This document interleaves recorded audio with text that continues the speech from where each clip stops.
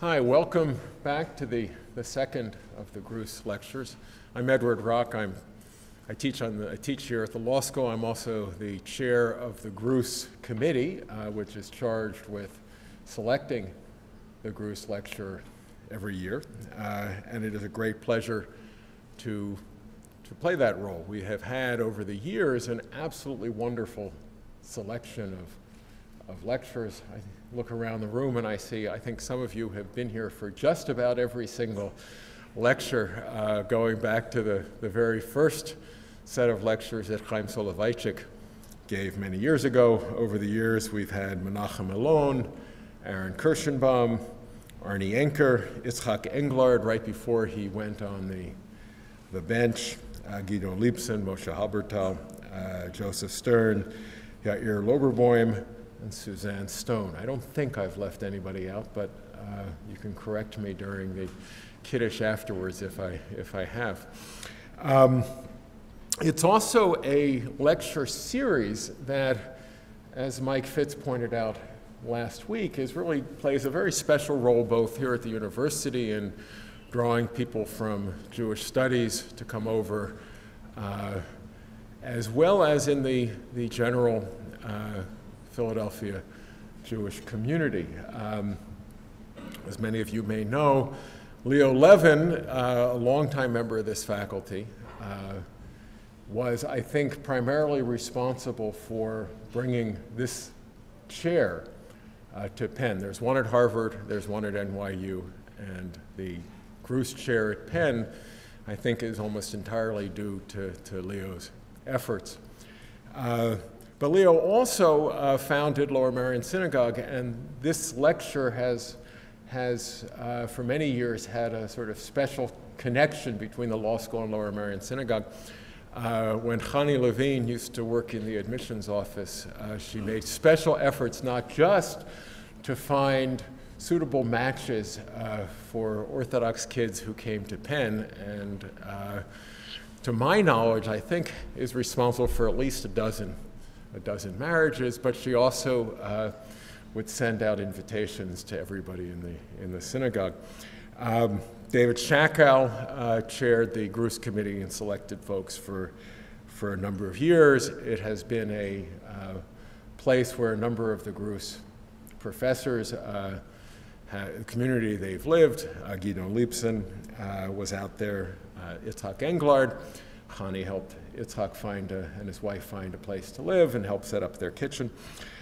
So it's a great pleasure to have Rabbi Schmidman here with us today to sort of mark that connection, the successor to Rabbi Levine at Lower Merion Synagogue.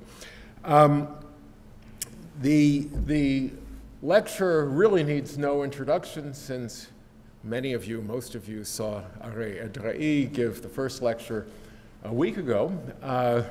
It broke new ground in all sorts of ways, not least because we had slides, which none of the previous lectures had, but it also was really, to my mind, as a law professor, a very deep and interesting lecture because it was so much the way many of us do law, namely looking at a legal dispute and then tracing its roots deep into the social, political, and cultural context.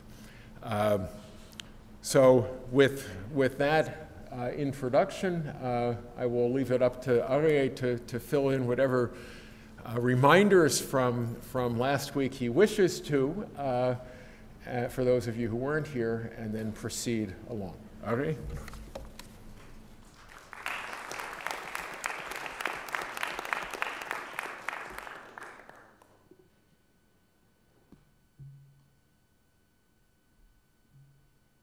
Slides again.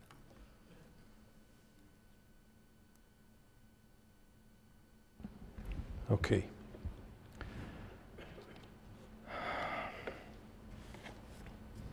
So as you can see from the first slide, I want to talk about the prophetic vision of ingathering the exiles, and about the fact that this vision was undoubtedly at the heart of the Zionist idea. But like we saw last time, an idea, between an idea and fulfilling the idea, there are gaps and difficulties. What exactly we mean by ingathering the exiles? And this is, I'll devote the talk to this question. At the time of the establishment of the State of Israel, there were about 500,000 people, 500,000 Jews in the country. Most of them were newcomers or first generation born in Israel. Within 4 years after the establishment of the state, between 1948 and 1952, 1.5 million Jews immigrated to Israel. So 3 times more than the original population. After 4 years, we have 2 million people from all over the world. East, west, north, south, religious, non-religious, educated, uneducated people. Now, of course, different exiles develop different customs and different subcultures. So what do we exactly mean by ingathering the exiles? Unifying them, making them one nation, and if unifying them, what exactly do we mean by unifying them? We can, of course, think of making one civilization, which is a minimal understanding to unifying the cultures, one civilization, maybe one language, territory, economy. But we can also think of a wider understanding to unifying the people, which is making one culture. Now, making one culture out of those so many subcultures is, of course, lead to tension. Erasing subcultures, is there one culture that is a better one? Is one culture more important than the other one? We certainly know, or maybe you certainly know, this debate in the American society, and you know the change in this debate or in this discourse in American society in the last few decades. So if we spoke last time on the tension between, in the first lecture, between religious and non-religious people, we will talk today about the tension and the split between different Jewish communities, mainly what we call Ashkenazim and Sfaradim, the Ashkenazi Jews versus the Sephardic Jews, meaning Jews who came from Europe versus Jews who came from Muslim countries, from North Africa and some other areas. Now, in Israel, this debate is well known from the period of after establishing the state, starting in the mid-50s and especially exploding in the mid-70s, where the Israeli and the Zionist leadership were accused for their desire to force or to impose the social, secular European culture on the entire population that came to Israel, and erasing their uniqueness and their culture, and also erasing the special role that the religion had in some of the newcomers, in some of the communities, especially those the Sephardic newcomers from the Muslim countries, that the religion was, let's say, the backbone of their culture and their community. Now, the truth is that this discourse had started earlier, much earlier, and we find the debate over those issues already at the time of the second Aliyah, of the second wave, which we spoke last time, meaning prior to the First World War. And there, we find different opinion than we expect. Ben Gurion, our founding father, or the first prime minister, who is usually accused for being the one to erase other cultures and to meld all people into his own culture, Ben Gurion speaks at the 20s in a louder, in a more minimal, he has minimal ideas. And he speaks of, he doesn't speak of imposing one culture on the entire people, but on a minimal level of unifying the people. And the intellectuals of the time, Buber, and even prior to that, Echad Ha'am, they speak of the need to unifying the people into one culture. Now, of course, this debate found its way into the halachic literature, into the Jewish legal literature. The rabbis talk, or also talk about it. And the connections, the ties between the discourse outside in the society and the discourse of the rabbis inside the Beit HaMidrash, inside the study hall, is fascinating. The windows are open, voices are coming in, and how does the rabbis respond to that? Now, like I did last time, and like I do always, I like to take one small example and analyze it carefully. I prefer it than generalization. I believe that this is the right way to do it. And I want to talk today, the example I want to bring in, and then to try see if we can get some general ideas from that. The example I want to bring in is the debate over the Hebrew language. Of course, our first talk we devoted to the territory, to the return to the territory. We talked about the return to the language, and those are the most two important components of nationalism: state, territory, and language. So what happened to the Hebrew? In 1896, Herzl published his famous The Jewish State, where he wrote that in this state that he is visioning, Hebrew would not be able to be the language of the state. And probably some of you or most of you know this famous quotation from his book: "Who knows enough Hebrew," said Herzl, "to buy a train ticket?" Nobody.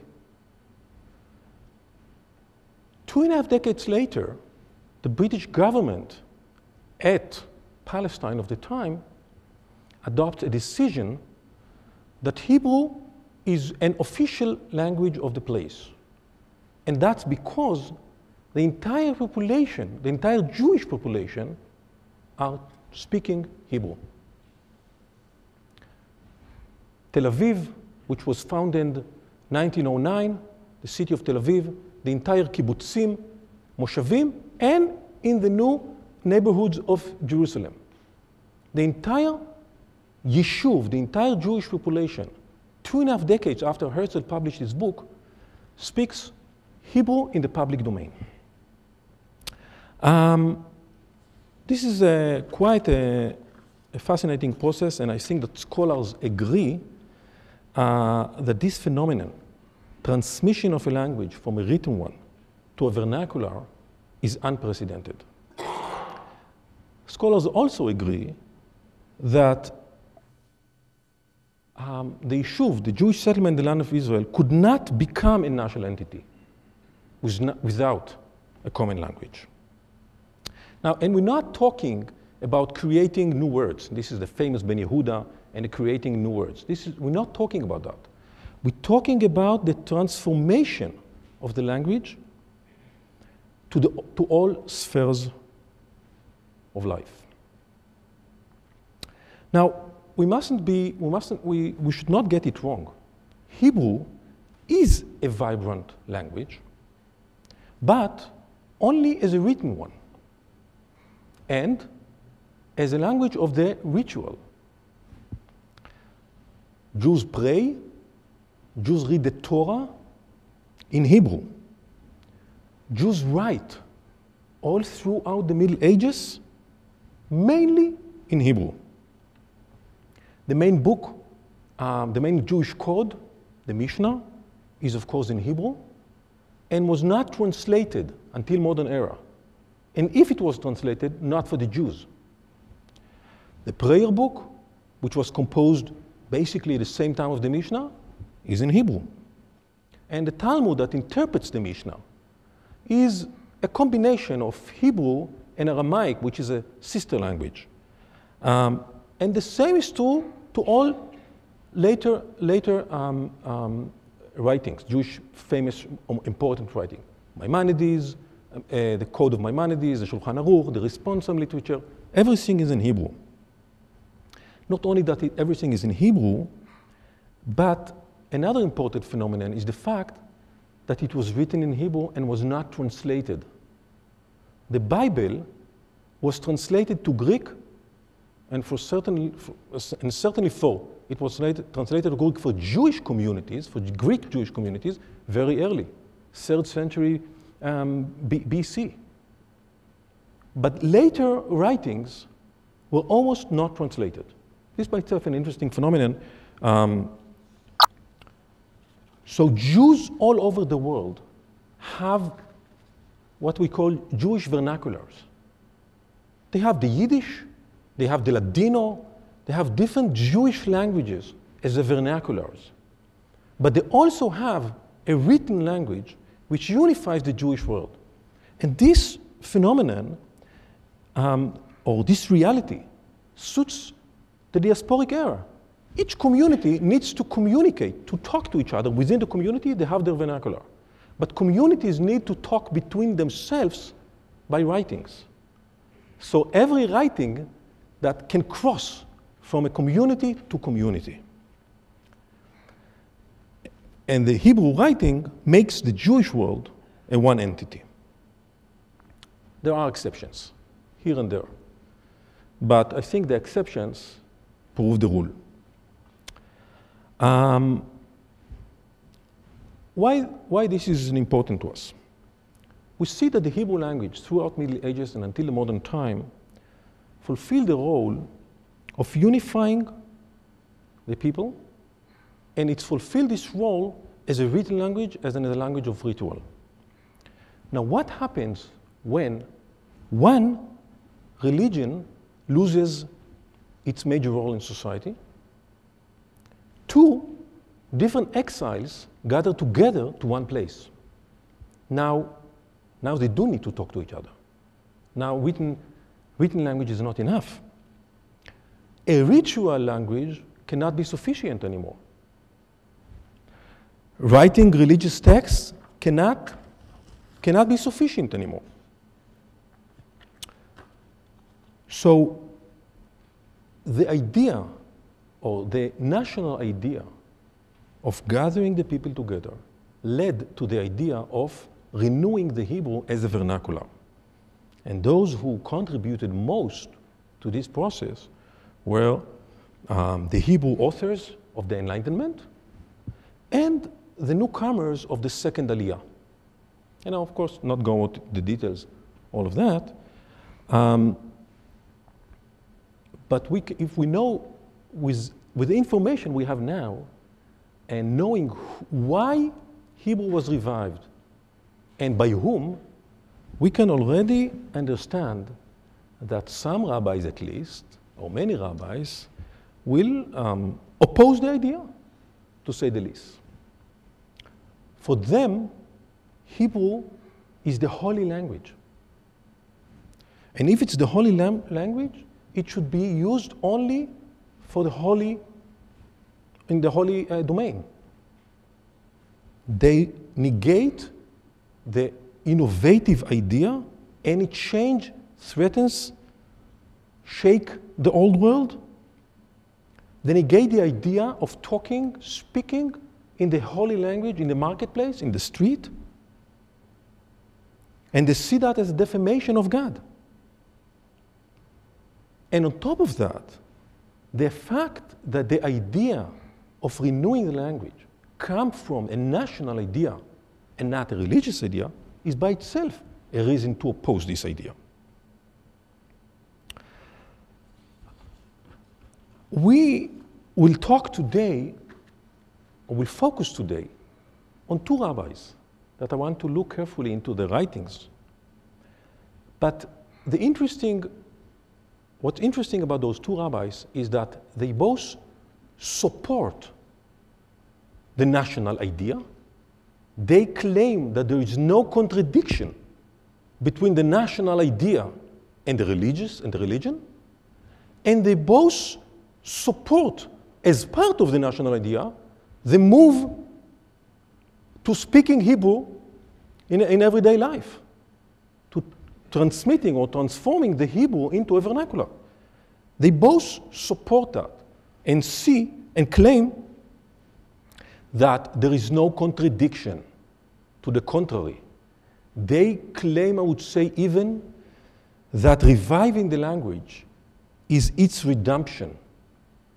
Exactly like we saw last time at Rav Kook's, that reviving the land is its redemption, and it's in our hands. So what is the problem that they're dealing with? The problem they're dealing with is the influences between the modern Hebrew that is becoming the vernacular and the language of the ritual. How should or can the modern Hebrew affect the religious life? We have to remember that if I mentioned at the beginning that many subcultures, many Jewish communities gather to the land of Israel, and each one has a subculture, also the Hebrew, for the ritual, has differences, and not small ones. Even if we hold the same prayer book and we hold the same code of the Mishnah, we have different dialects, different pronunciation. A Sephardic pronunciation is not like an Ashkenazi one. An Eastern European pronunciation or dialect is not like Western European. And German pronunciation is different from Hungarian one, and so on and so on. There's so many dialects and different pronunciation. The pronunciation that won out in the everyday life, in the society, is the Sephardic pronunciation. More or less. Not exactly the Sephardic pronunciation, but we can say the Sephardic pronunciation. Now, why has this happened? It's an interesting question. It's probably a combination between the desire of the settlers to the Orient. The Sephardic pronunciation was more connected to the place, to the Orient, and part their a strong antagonism to the shtetl, where they came from in Eastern Europe, and the Ashkenazi pronunciation reminded them that, and probably this is the reason. I assume so, but this is not of our interest. This is the fact. We're interested in the fact. The Sephardic pronunciation won out. Now, what should be now? What should be now the language of the prayer? Should we stick to the old pronunciation? Should we move on to the new pronunciation? Now,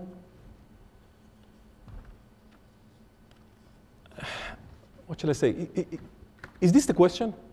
I mean, well, okay. I mean, that's a serious question. I mean, so what will be the pronunciation of an Ashkenazi Jew in the modern era? That doesn't sound like such an interesting question. But we know that sometimes esoteric questions can uncover underlying opinions and major ideas. And this is what I want to do today.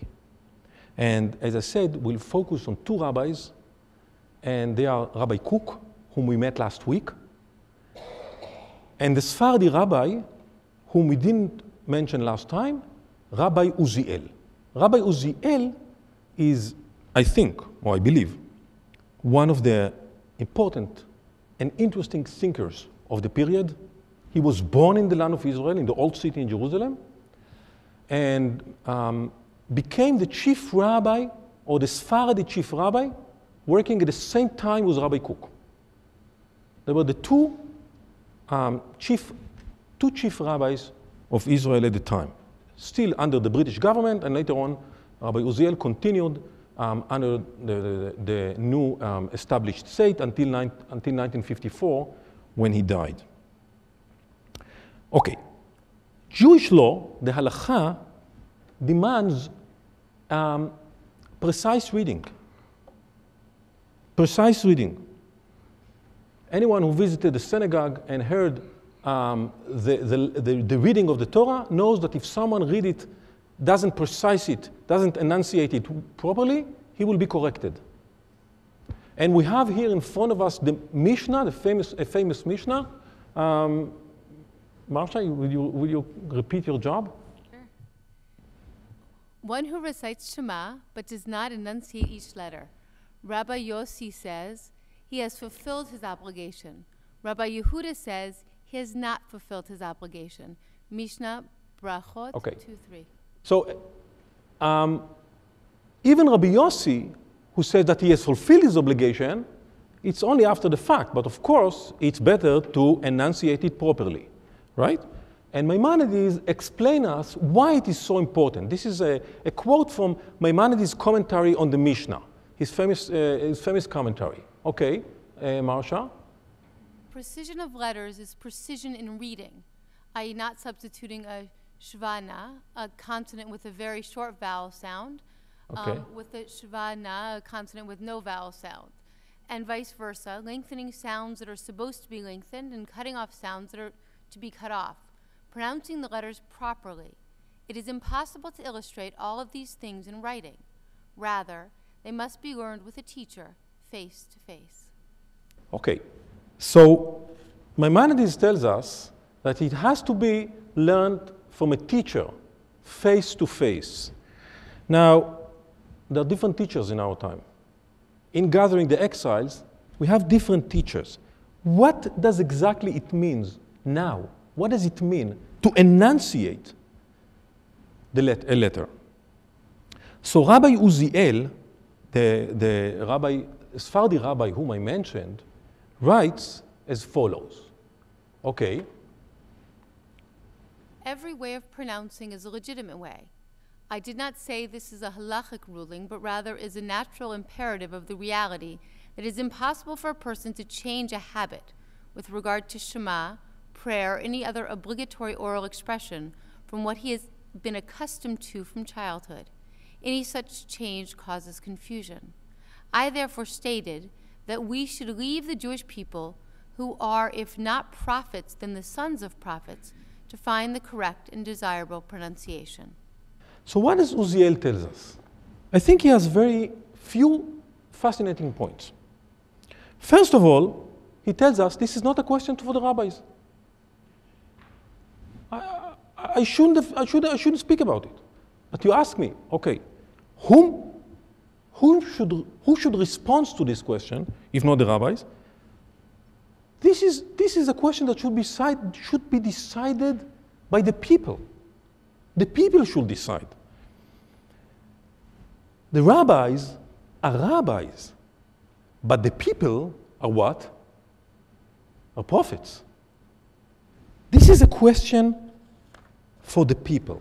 This is one point, and we'll analyze it in a second.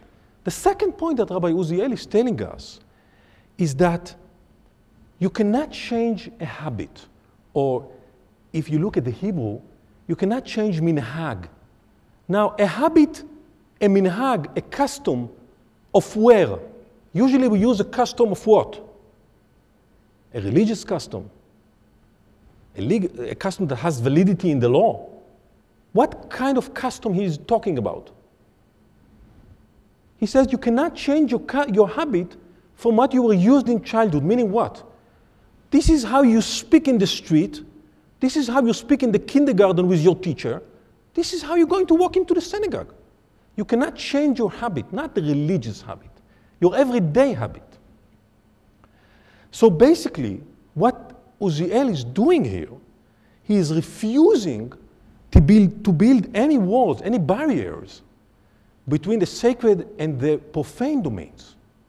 He says that a person should be able to walk from the street to the synagogue without need to change his habits or the way he speaks, the way he reads the texts.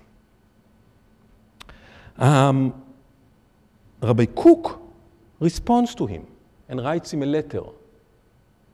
And this is a letter of Rabbi Kook to Rabbi Uziel, responding to the letter that Rabbi Uziel wrote, which we just read. So, Marsha. I would like to comment on what he wrote in his illuminating work, that a change of pronunciation does not constitute a violation of the principle of do not forsake the teachings of your mother, which is not in accordance with what I have published. Therefore, just because it has become accepted practice to use a particular pronunciation in daily speech, it does not mean that we need to change the other pronunciation that have been accepted by each community of our holy communities with regard to prayer and to other matters.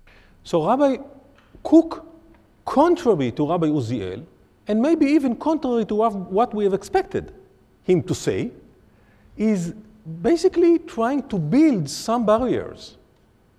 Hebrew at the street will be in a one dialect, and Hebrew at the synagogue will be in a different dialect.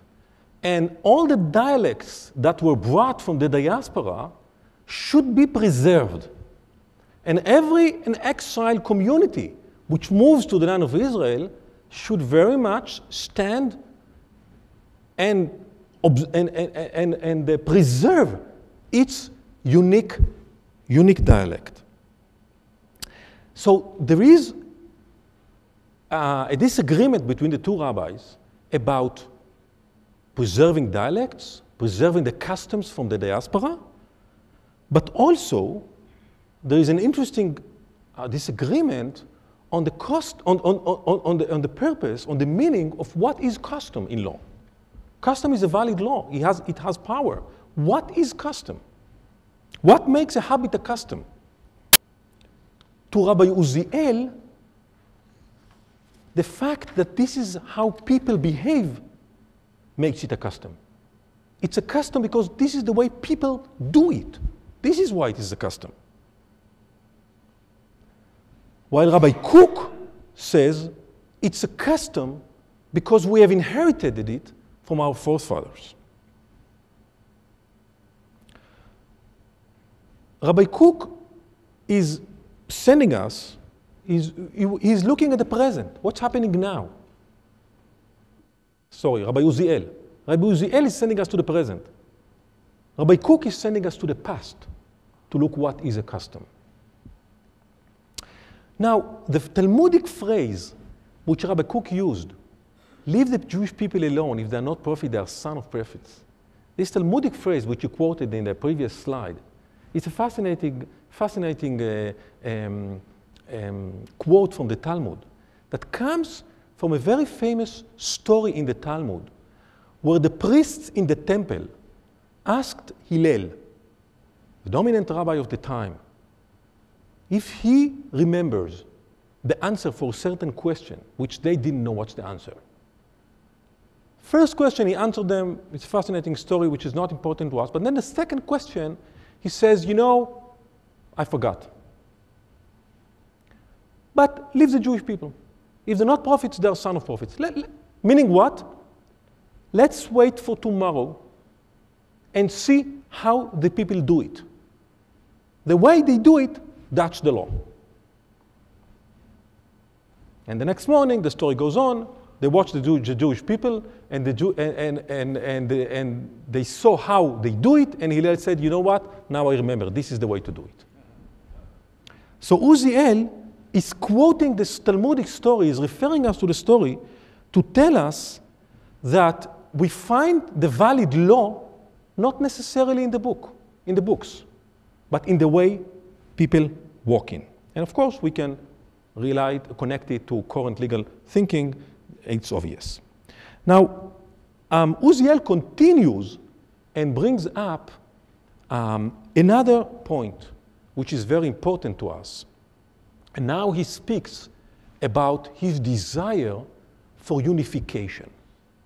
It's not only that custom is let it happen, let's allow it to happen, but also he speaks about his desire so that all the different exiles that gather into the land of Israel will become one entity, to unify the people. And let's see what does he write. Please, Moshe. Oh.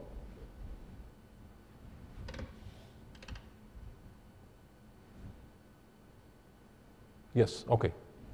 The question has been posed to us.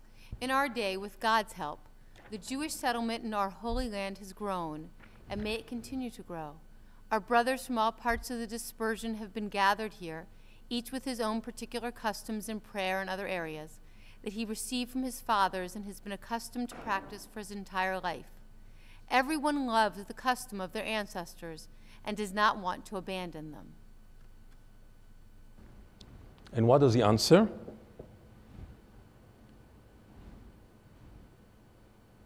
Something goes wrong. Okay.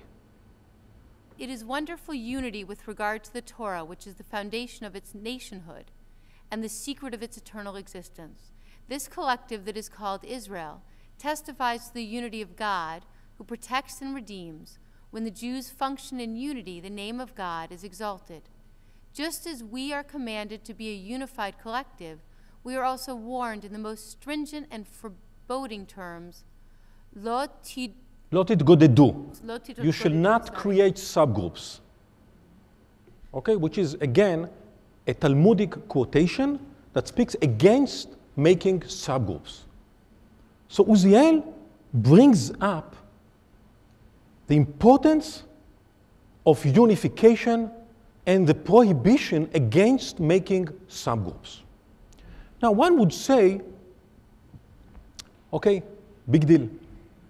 The Sephardic pronunciation won out, and the Sephardi rabbis say that this is good. From the position of the one who has the victory, what's the big deal?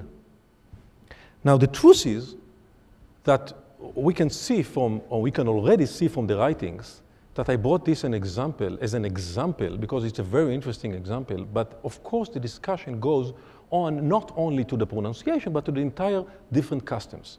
And in other customs, which are actually more important in terms of Jewish law, and other customs, Uziel is willing to give up the Sephardi custom to reach unity. For instance, he's willing to give up the different Sephardi slaughtering and other different Sephardi minhagim. You know, there's a difference in kashrut, in the customs of how you slaughter or how you examine the animal after slaughtering it.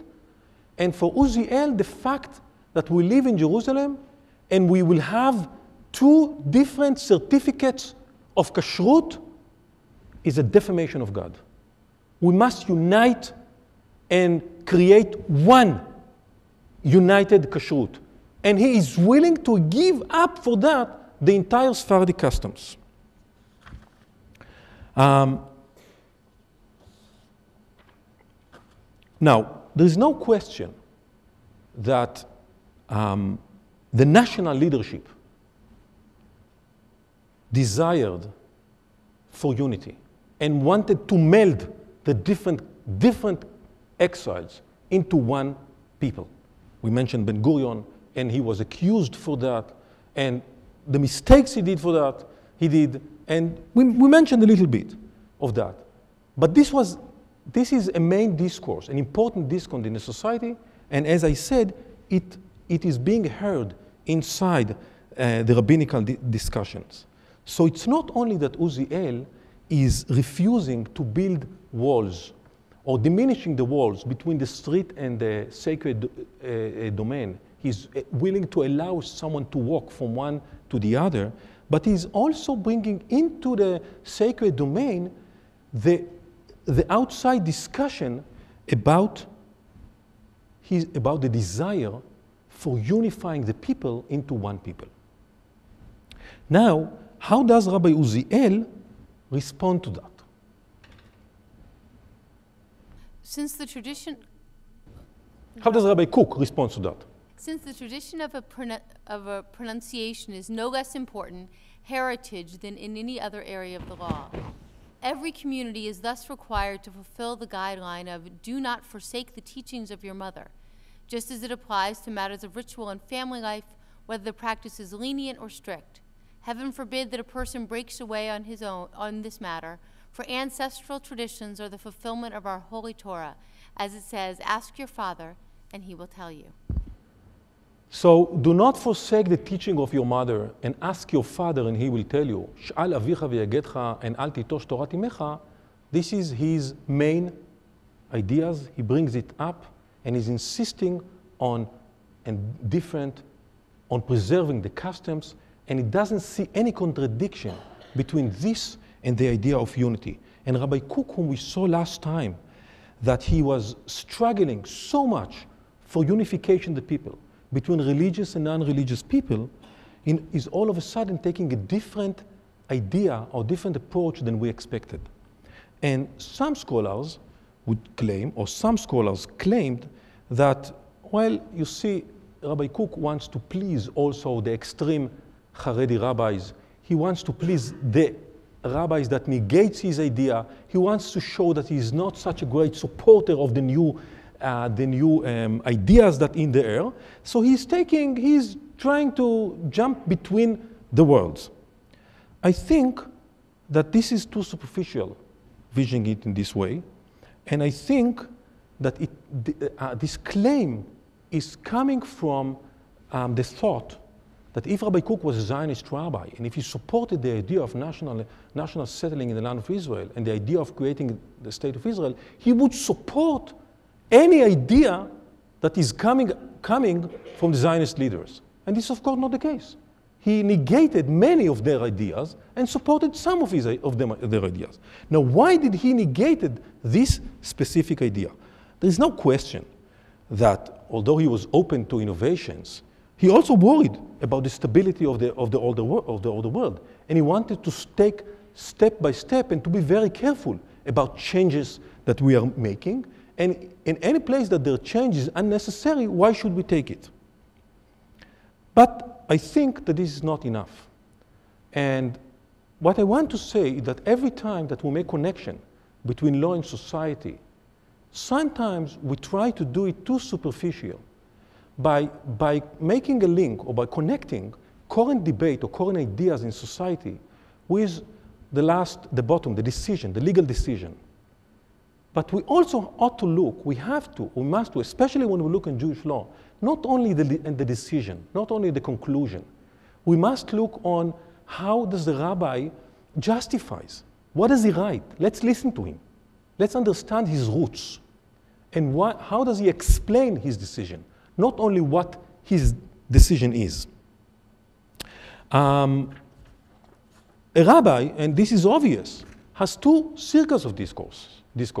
He is talking to the society, to his current society, but he's also talking, he has an internal discourse. He's talking to the previous generations.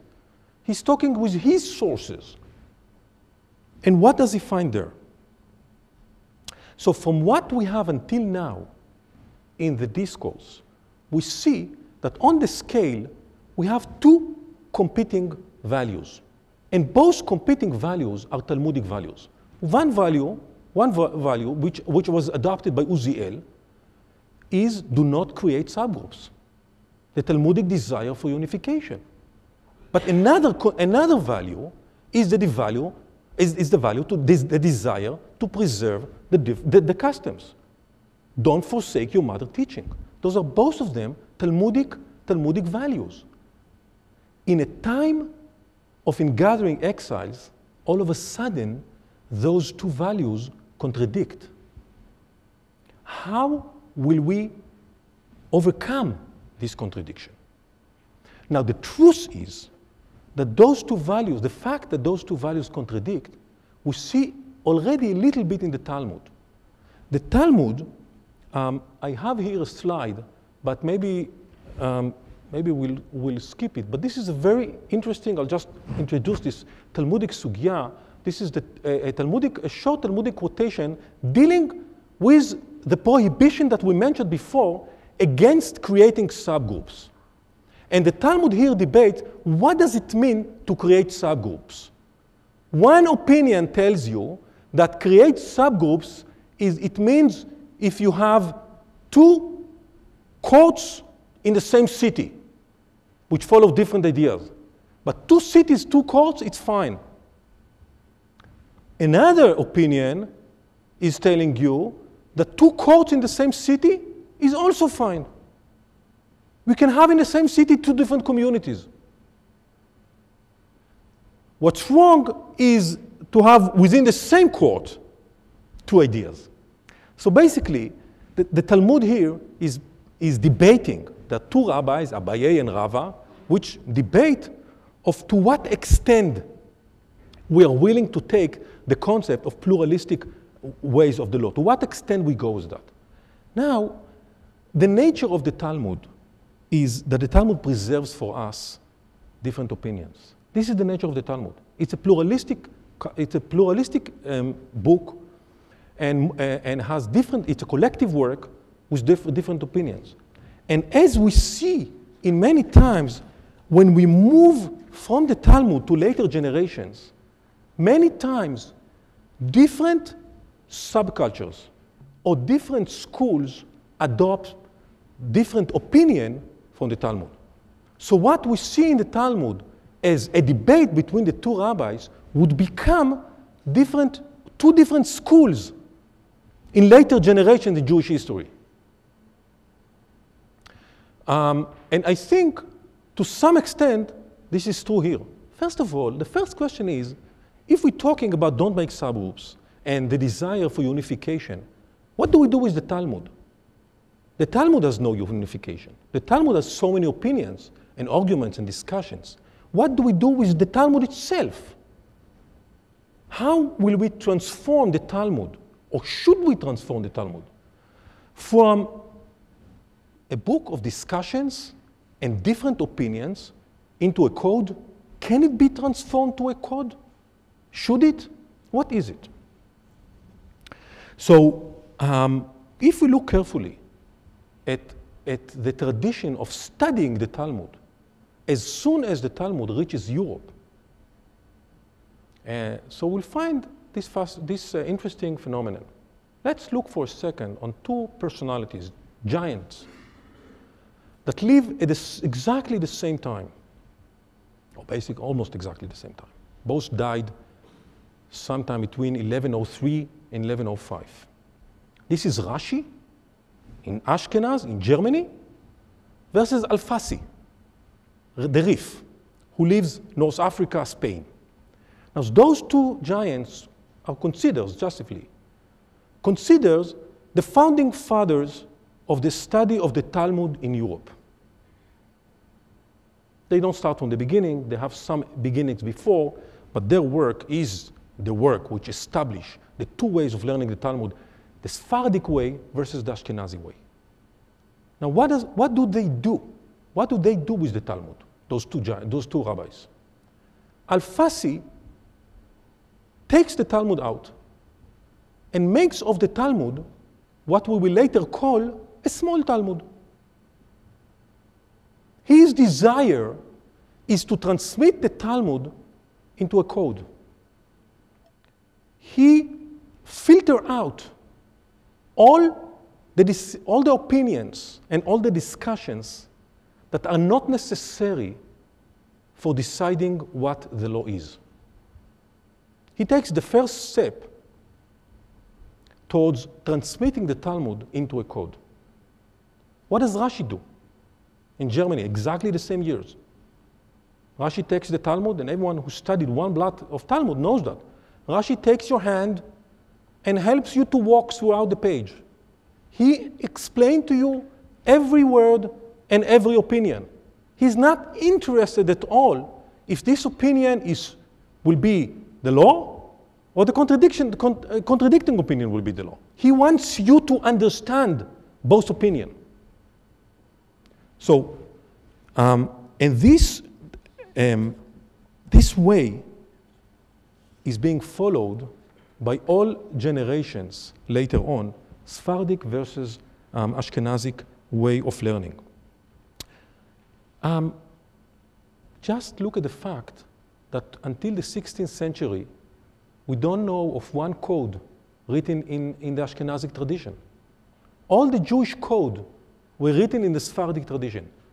We mentioned the Alfasi, and we'll go down to Maimonides, and then the Tur, and then Karo of the Shulchan Aruch. All the codifications, meaning what? What is the codification? The desire of to make one law for the people. The desire to transmit the Talmud into a law book. It's all products of the Sephardi school versus the Ashkenazi school. In the Ashkenazi school, the first time we find a code is in the 16th century. And there are historical reasons, I might mention it in a second. Yosef Karo, the famous author of Shulchan Aruch, writes explicitly, he makes an explicit statement that his goal is to unify the entire Jewish world around his book. That his book will be the law book for the entire Jewish people. And he takes steps in terms of the sources he uses, in terms of, he works very hard on printing it and how to ship it and send it that it will reach the entire Jewish community. Not only that, for Maimonides, it's a philosophy that if there is a controversy, there is a mistake here. It cannot be that two opinions will be right. There is right and wrong. And he writes about it. And I don't think we have time to go into it. But philosophically, we must decide, we must take opinion. Because it cannot be, the Talmudic concept, these and those are the words of the living God. This Talmudic concept do not appear once in Maimonides' work. It contradicts his philosophy or his legal philosophy. Okay. Now, if we go back to Uziel is very well rooted in this tradition. He comes from the Sephardi tradition. His desire is to unify the people around the law. And he thinks that this is the goal of the rabbi. This is the role of the rabbi, to unify the people around the law. And the Jewish law must become one law for the people.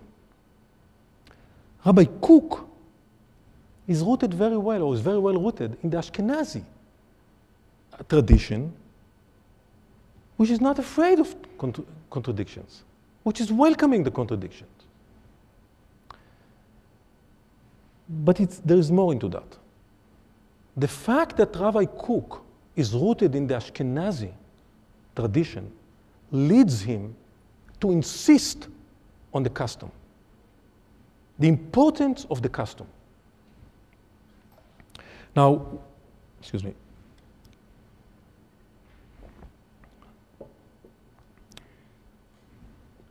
Now, Tashma, I don't want to mention all the scholarship about, but there's a lot of scholarship about the role of custom in the Ashkenazi early halacha. It's not an accident that the first written book that we have from in Ashkenaz is a book of custom. It's not an accident that until 15th century, we do not find one, what we call book of customs in the Sephardi school, but we find so many of them in the Ashkenazi school. In the Ashkenazi school, custom is very important for deciding the law. But what is custom? We saw that Uziel understood what is custom. Let's look how the people do it. This is not the custom of Ashkenazim. This is not the concept of custom in the Ashkenazic school. in the Ashkenazic school, the books of customs were written by very simple people. But they were documentizing what they saw the great rabbis do. The authority of the book of custom comes from the rabbi. There is someone here to take picture, to documentize, to write down what he sees, everything the rabbi does, and pass it to the generations to follow this custom. The authority comes from the rabbi, not from the book, not from the law book, not from the Talmud, from the rabbi. The way he acted, that's what gives the custom its authority. Now, Ashkenazi custom idea, they are not afraid from different variants. To the contrary, because the different variants are so important, they are being preserved. Every custom book of Ashkenaz from the 11th century or from the 14th century documentize, in this town, we do it this way. And in that town, we do it this way. And the community here should precisely insist on this custom, and the other community should insist on the other custom. Now, so the genre, this unique genre that we find only in the Ashkenazi school,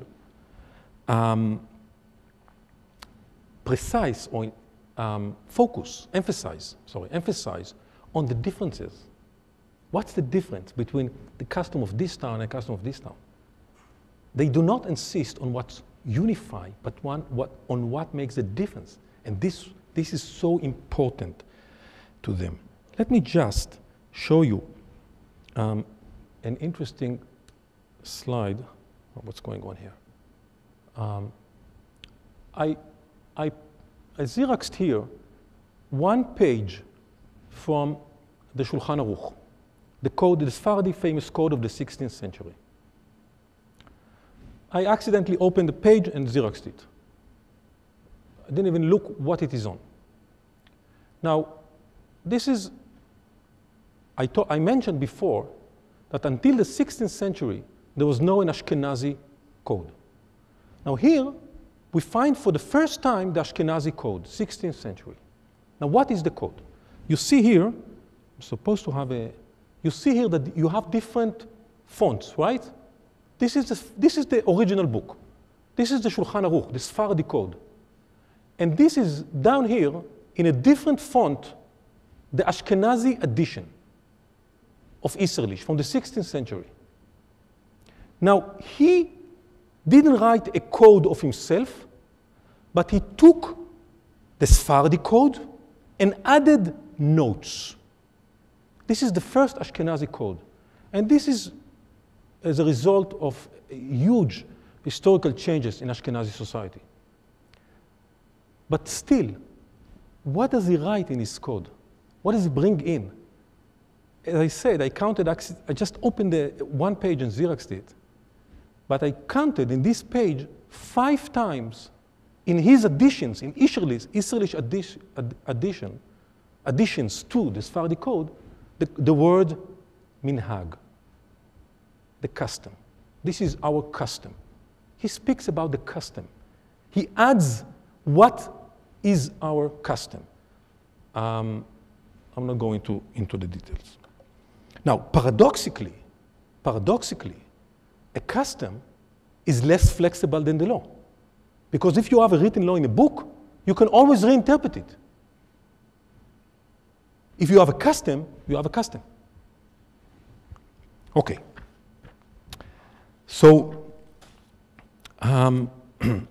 contrary to Uziel, which is deeply rooted in the Sephardic school, that unifying is very important. And custom is a living custom of the people.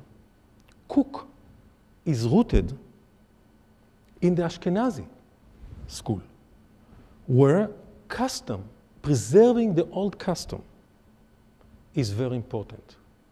where different variants do not point to the disimportant of it, but to the contrary. It shows how each dialect, how each variant is so important that we must go on and keep and observe it. Cook custom is the custom of the old giant rabbis. Uziel's custom is the custom of the people and how they walk from the street to the synagogue. Now, just to conclude, I want to bring two more small quotations from Uziel and Cook and see how each one of them is responding to the other one. If we have two competing Talmudic values here, the value of do not make subgroups and the value do not forsake your mother's teaching. And those two values contradict. Each one chose one value and went with it.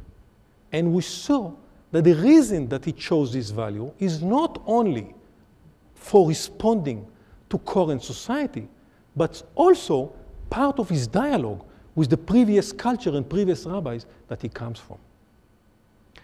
But still, the contradicting idea is still a Talmudic idea. The contradicting value is still a Talmudic value. How does he respond to that? So, Uziel is saying the following fascinating quotation. Marsha, you want to read it for us? Maybe just the last red part. Yeah. They are not changing it. Rather, it has been changed in their mouths from the outset. In such a circumstance, it is logical to contend that this does not fall into the category of, quote, forsaking the teachings of your mother. So Uziel is telling you, if you just let it happen, it's not forsake your mother's teaching. This is natural. That's how law develop. That's how custom develops. You should allow it. It's a living law. Just let it happen. Do not forsake your mother's teaching mean to abandon it, to say I don't want to observe it anymore. But allow it naturally development, it's fine. Cook responds to Uziel, do not make subgroups, by saying, where did I go? What happened?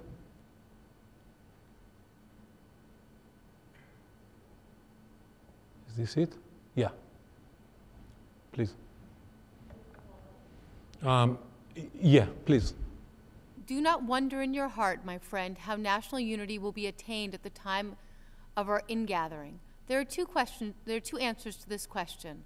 One is that the different teachings and customs do not damage the bond of brotherhood when everyone respects the tradition of his friend. Also, in the exchange of variations of custom, there is spiritual richness that congeals in a harmonious manner in the general national context. So Uziel reaches unification by making harmony of the different voices. This is what unification means to him. What? Cook reaches unification by harmony of different voices. This does not contradict the idea of unification. So if I want to sum up, and I assume that I have gone beyond my time, we've looked in those two lectures into two, I can say current, although they are already 60, 70 years old, or this letter actually was written by Rabbi Cook. It sounds so postmodern, so to these days, but it was written in 1913, almost 100 years ago. But we've looked into current halachic debate that rose from the early steps towards renewing the Jewish nationality. And as I said, the land last week and the language this week. The people, the ingathering of the people. How do we meld them and how do we unify them? And how does the idea of unifying them affect our understanding the law? What do we want to take from previous generations to the current understanding of renewing Jewish nationality, when we want to shape the borders of the community. What is the community? Seculars, religious, last week. Different communities. How do we shape? What are the borders? Who is in and who is out? How do we count on this community? So what from the previous generation, the previous literature, can be taken into the current debate of what is Jewish nationality? Rabbis are talking to the society, but also to their, as I said, previous generation, and trying to meld those two discourses together.